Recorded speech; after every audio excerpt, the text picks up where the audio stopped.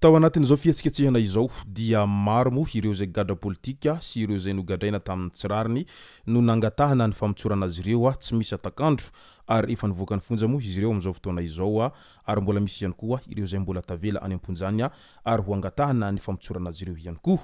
Ka ny pitsopitsony mahakasika an'izay ny fakafakena amintsika ato anatin'ity vidéo ity ka manasantsika rehetra anaraka an'ity vidéo ity hatramin'ny farany. Aza dino ny milaiky ny vidéo antsika ary tsarovatra trany miabone amin'ny chaîne antsika mba afahanareo manaraka tsy tapaka ny vidéo zay lefa nahito isan'andro. Tsy ampendrela mo isika fa avy hatrany tonga de vavany ndao ary.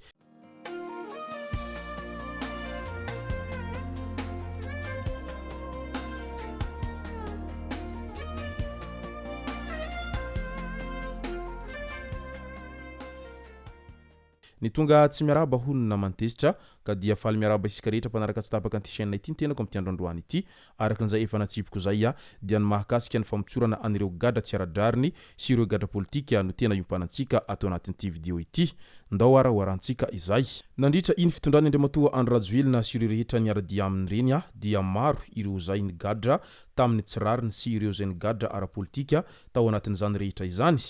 Ao moa ireo zay na sahany teny ka avy hatrany dia nosamborina ary nogadraina satria manohintohina ny fitondram-panjakana ary manohintohina ny tombotsoan'izy ireo amin'izay hoe fahasahina miteny izay.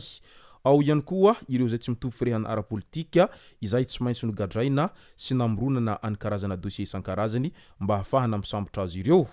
Ao ihany koa ireo zay gadra politika izay tena maro dia maro moa izany rehetra izany tao anatin'izay fitondrany Andriamatoa Andro Rajoelina sy ireo rehetra niara-dia tamin'izay.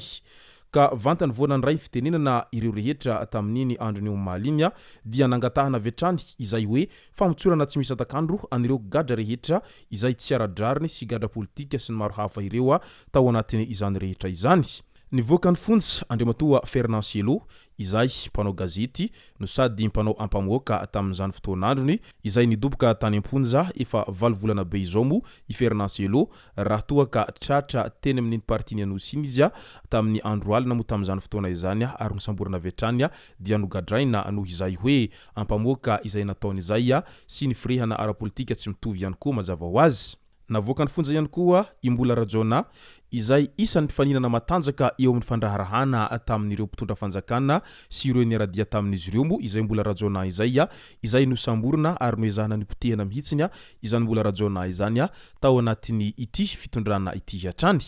Dia nivoaka ny fonja mo izy izay ny fonja teny Mercia tosika mo araky ny vaovao voaray hatrany.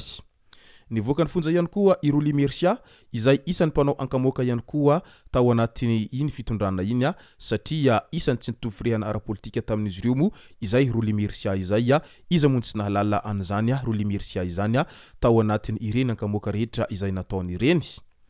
Navoaka ihany koa ireo zay voendrikendrika tamin'ilay raharaha Apollo 21 izay nolazaina hoe mikasa ny hifofony ainy Andriamatoa filoha tamin'izany fotoana izany ka nogadraina sy nosamborina mo izy ireo ka izao navoaka ny fonja izao ihany koa. Nofoanana ihany koa ny sazy izay manasazy ny ben'ny tanàna ny antsiranana Djaosera Jean-Luc izay nahazo sazy 5 taona be izao noho ny fanenjehana ara-politika ihany koa sy noho ny izay famoronana dossier isan-karazany ny amin'ny hoe resaka paky sy ny tariny izay mo no nahazo any Djaosera Jean-Luc izay ben'ny tanàna voafidy tao antsiranana nefa dia tena nahavita ny asany raha teo tantarany ben'ny tanàna izany ben'ny tanàna Djaosera Jean-Luc izany.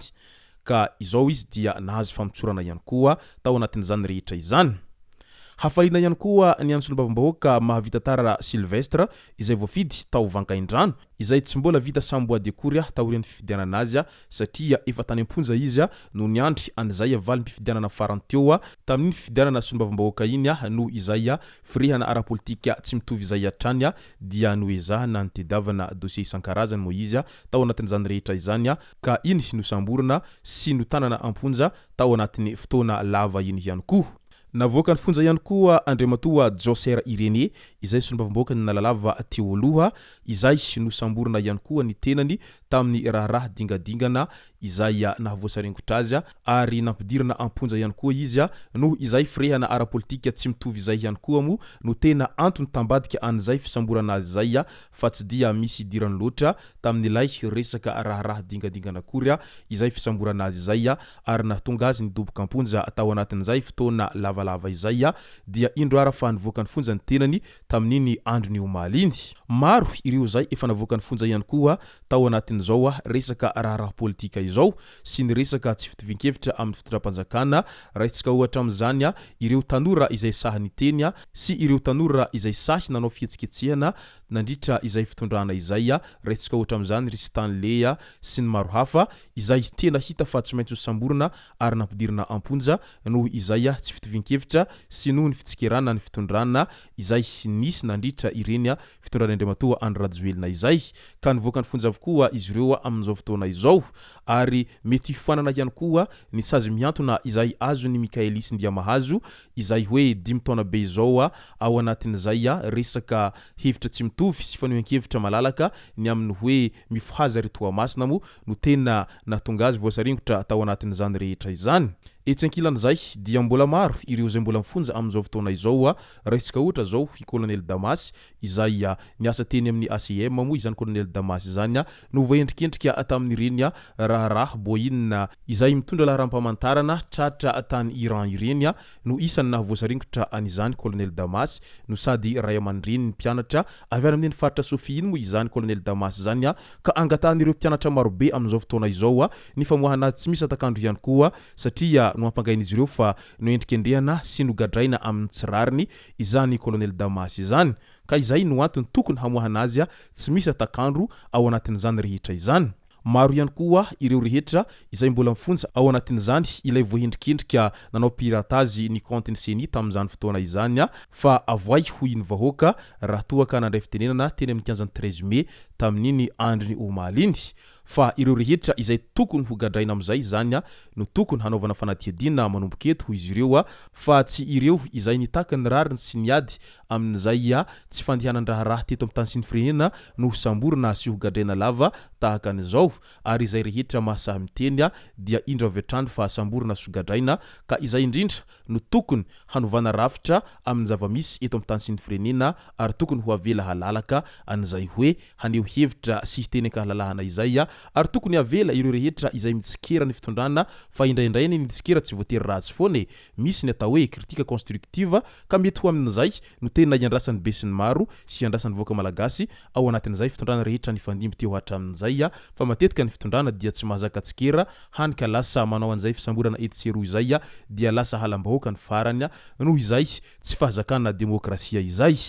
Izay no masaka azona roso tao anatin'ity video ity tomboko lasy tomboko vavy misaorantsika rehetra nanaraka an'ity video ity hatramin'ny farany aza dino ny milaiky ny video antsika ary tsarovatrany ny miabone amin'ny chaîne antsika mba ahafahanareo manaraka tsy tapaka ny video zay lefa nahito sanandro. Tomboko lasy tomboko vavy mankasitraka dia mirary soa.